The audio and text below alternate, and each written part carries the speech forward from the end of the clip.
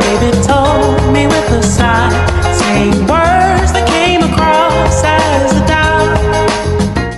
Halo guys. Perkenalkan, kami dari kelompok 4. Aku Faras. Aku Arnanda. Aku Riki. Aku Caca. Aku Faza. Aku Abel.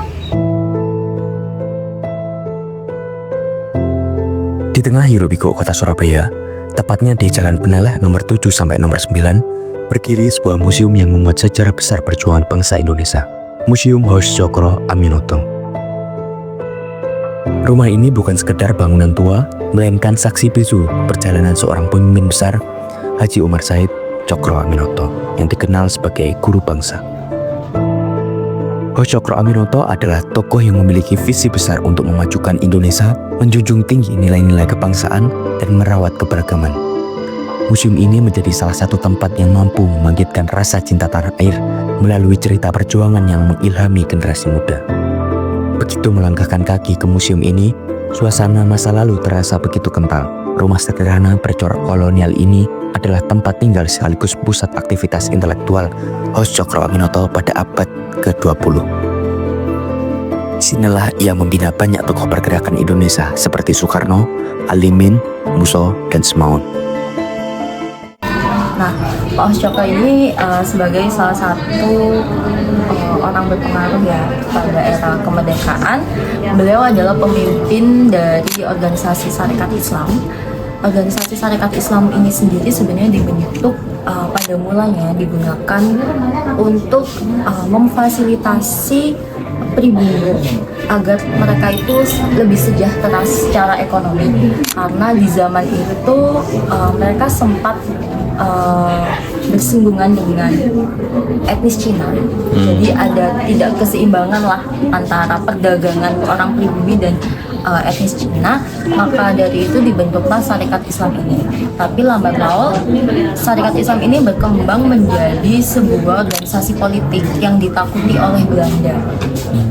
Seperti itu, dan salah satu dari pemimpinnya adalah Pak Hos Cokro ini. Museum ini menyimpan berbagai barang peninggalan sejarah, seperti meja tulis, tempat tidur, dan dokumen-dokumen yang menggambarkan perjuangan Cokro Aminoto sebagai pemimpin organisasi Sarekat Islam. Gerakan yang menyuarakan keadilan sosial dan perjuangan melawan penjajahan. Rumah ini kenapa menjadi museum? Karena rumah inilah yang digunakan sebagai markas Sarekat Islam. Sebenarnya Sarekat Islam ini bermarkas di Yogyakarta. Untuk di Surabaya sendiri, markasnya itu ada di rumah Pak Hos Cokro. Nah, selain rumah ini difungsikan sebagai markas Sarekat Islam, rumah ini juga digunakan untuk diskusi-diskusi oleh tokoh-tokoh politik yang pada saat itu cukup berpengaruh ya di era kemerdekaan. Dan rumah ini juga digunakan sebagai rumah kos dari Presiden pertama kita, Soekarno. Tidak hanya Pak Soekarno, tapi juga ada tokoh-tokoh pergerakan lainnya. Walaupun tokoh-tokoh yang ada di depan kalian ini adalah tokoh-tokoh beraliran kiri yang bertentangan dengan ideologi Indonesia. Tapi tokoh-tokoh ini adalah tokoh-tokoh yang berproses juga di rumahnya Pak Hos Cokro. Nah, kalau dari ceritanya Pak Soekarno itu mengekos di sini itu bukan tanpa alasan, tapi karena orang tua Pak Soekarno itu tidak mau ketika Pak Soekarno sekolah di HBS Surabaya, itu Pak Soekarno memiliki pemikiran yang kebarat-baratan. Maka dari itu orang tuanya menitipkan ke rumahnya Pak Cokro ini agar ada kontrol gitu.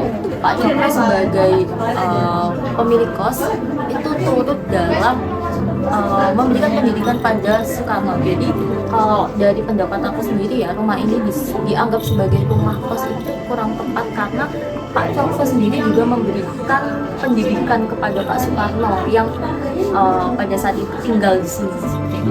Jadi dari Pak Hos Cokro ini, Pak Soekarno tuh belajar tentang organisasi politik seperti partai buruh, dan juga bagaimana cara berpidato seperti itu. Lalu Bahkan Pak Soekarno ini juga sempat mention ya di sebuah catatan bahwa Pak Ahmad Cokro ini menjadi salah satu idola bagi beliau karena memang disinilah Pak Soekarno ini belajar tentang bagaimana berorganisasi dan berpidato. Di sini juga Anda akan menemukan replika ruangan tempat diskusi dan pendidikan para pemuda yang sering disebut sebagai tempat lahirnya gagasan-gagasan revolusioner.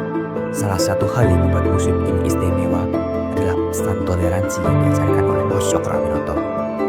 Dalam kesehariannya, ia dikenal sebagai sosok yang mampu merangkul perbedaan. Beliau mengajarkan pentingnya menjaga persatuan meskipun ada perbedaan ideologi. Rumah ini menjadi simbol bagaimana keberagaman bisa menjadi kekuatan bangsa. Melalui pameran di museum ini, pengunjung diajak untuk merenungi bahwa perjuangan kemerdekaan tidak hanya mengandalkan kekuatan fisik, tapi juga semangat untuk saling menghormati dan bekerja sama demi